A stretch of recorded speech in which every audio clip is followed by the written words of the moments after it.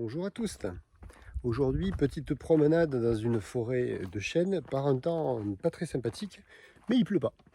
Alors j'aimerais vous parler aujourd'hui d'un problème d'épaule assez fréquent, puisque j'aimerais vous évoquer la tendinite du sus-épineux. Alors je mets tendinite avec des gros guillemets, parce qu'il se trouve qu'en pratique de cabinet, les tendinites du sus-épineux, il n'y en a pas tant que ça. Des sus-épineux qui souffrent, il y en a à la pelle. Mais des tendinites, vraiment, pas tant que ça.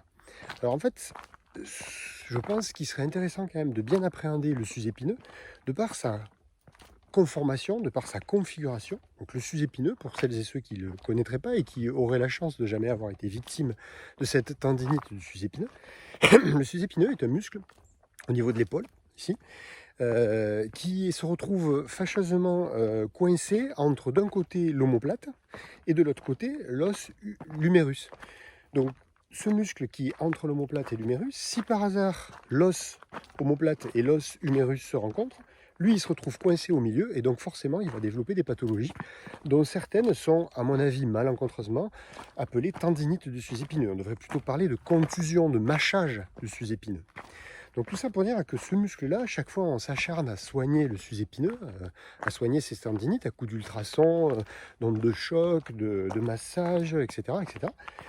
Mais en fait, le sus-épineux, c'est une victime. Donc avant de soigner le sus-épineux, ou en même temps qu'on soigne le sus-épineux, il faut se demander, mais il a été victime de quoi? Et souvent, le sus-épineux, il vient se faire mâcher entre l'omoplate et l'humérus, donc entre l'os du bras et l'omoplate, il vient se faire mâcher parce que simplement l'omoplate se déplace mal sur le gril thoracique. Si vous avez une omoplate qui se déplace correctement sur le gril thoracique, a priori, l'articulation entre l'humérus et l'omoplate, elle fera juste son travail, mais juste ce qui est nécessaire.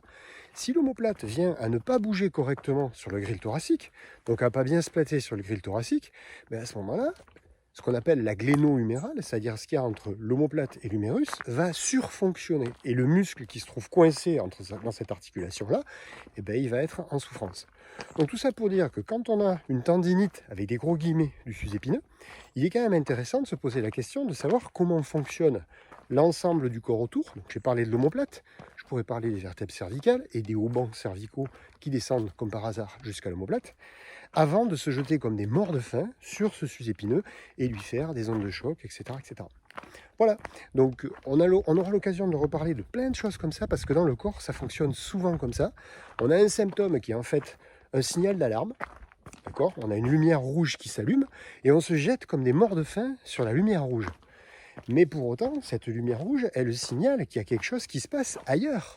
Mais encore faut-il chercher ce qui se passe ailleurs.